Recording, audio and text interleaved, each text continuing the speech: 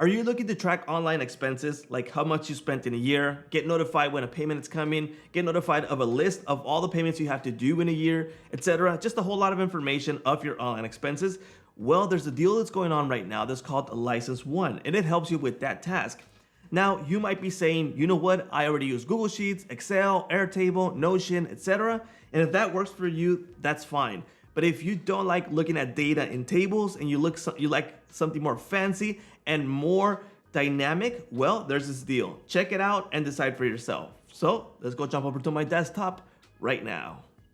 What's up, everyone? My name's George, and this is SaaS Master. This is the deal that's going on right now. It's License One, and it's in a lifetime deal. So that means that you pay once and you can use it forever to help you track your online expenses. Now, let me show you what that deal actually gets you. So the $49 deal gets you all features above included, which are these. You can integrate with bank, Google Workspaces, PayPal, Lydia, and a couple of more. You get 10 tracked employees. So if you have employees that you need to track, that is possible here. Unlimited track software, so no limits on the amount of purchases that you have to track online.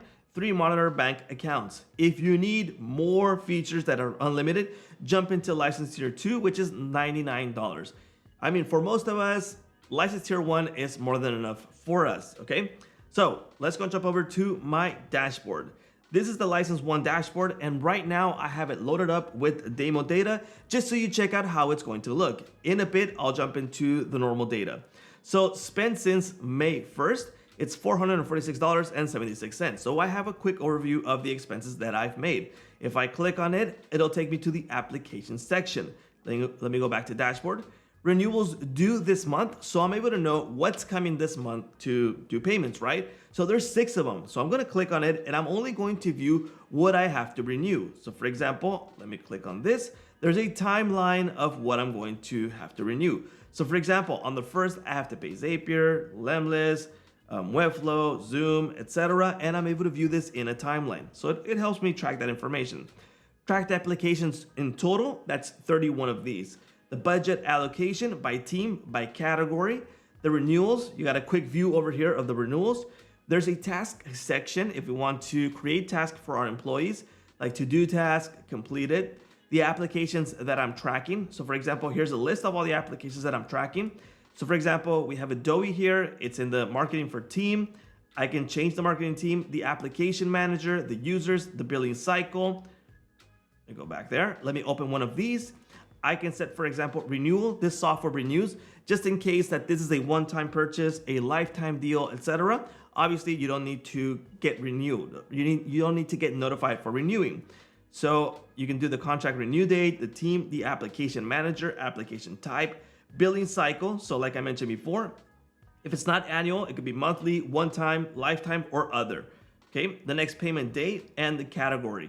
And we have a quick overview of how much we spent on this. So there's a spend, there's the users, and all of that. Next we have is the employees. If I want to add an employee here to track it, that is possible also. So let's just say, for example, Alex, okay? He's tied to 5 of these applications which allocate to him. So that's what he is using, and that's why we are tracking him. Assigned as an app manager and the team. So there's the activity for him. The processes, we can add process here. So there's in progress, upcoming, and complete. The renewals, so like you saw already, so you can view the renewals here of what's going to come. You have that there. If I click on it, we get the information there.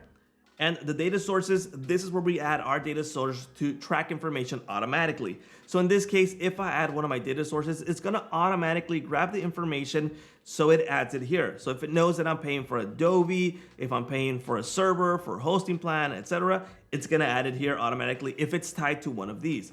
I can add my bank account also if I want, and I can add a data source. I can add a bank account, Google Workspace, or my PayPal account. In my case, well, I make, I think, 95% of my payments with PayPal. So that's pretty cool that we have that option, and we can do that there. So in this case, that's the demo data. Let me switch to real data. So in this case, it's just gonna clean everything up. There we go. We should not see anything here on dashboard anymore. There we go. Everything is 0. No task, no applications. I can add an application manually if I like, or I can connect a data source. Okay, so what I've done now is I've connected my Wells Fargo bank account and my PayPal bank account. So it automatically grabs that information and it's practically instant. So for example, I'll go into applications and now it's added the information that I need. For example, Envato, I'm paying for that annually and it's added right here. For example, we also get information like Stripe and Wise. But these are not meant for recurring payments and it's not something that I want to track. So what I would do is click on Stripe, for example, and I don't want to track this application. But if I buy something new, a new recurring payment using PayPal, it's gonna automatically add it here from the PayPal account that I've added. If I'm using another PayPal account, well, I don't think that there's an option to connect another PayPal account. Let me check. Data source, PayPal. Okay. Continue. Okay, so let me see. I'm just trying to see if I'm gonna be able to connect another one. So yeah, I can log into another account that's PayPal to also track that there because I'm using two PayPal accounts. Let me get rid of this. Yes, exit. Okay, so it is able to add that, but we have to work with the amount that we have here. If you're on license tier 1, you can only track 3 monitored bank accounts. So be aware of that. If you have several bank accounts that are similar and that you're using several ones to track your payments, well, you need to consider buying the license tier 2, which gives you unlimited tracking for the bank accounts. But it's gonna automatically add it there. And on dashboard, we're able to see our data. There we go, so nothing is coming. I need to clean that up and check what we have to add. Now, things that I noticed that I dislike right now and that they're going to add it is the idea to add missing applications. There's one key piece of information that's missing, is adding the amount that you have to pay. So for example, if I am using, I don't know, let's see, HubSpot. If I'm using HubSpot, create HubSpot, okay, go to HubSpot. I can select the contract renewal date. So I can say it's renewed here. Who is it tied to? The team, sales, the application manager is me, application type, the next payment due date, the category. But I can't set the amount that I have to pay, monthly or yearly.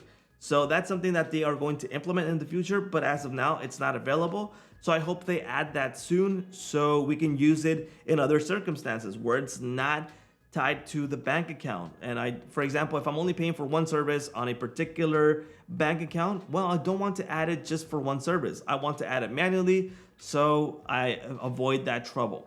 But that is license 1. Like I mentioned before, it's a workaround or a better view of the traditional way of using a Google Sheet, Airtable, Notion, etc., where you could view in a particular data and dashboard, the task, the applications, track employees, a process, renewals, and data process automatically, the data sources automatically. So that's something that you wouldn't be able to do on Google Sheets and the other ones, is add the source automatically from your bank account. But there you go. That is the license 1 deal that's going on right now. If you guys want to grab it, that link will be provided in the description. In case you guys want to grab it, that provides me a small commission that won't cost you a single cent more than what it already cost there. Okay, I'll see you later.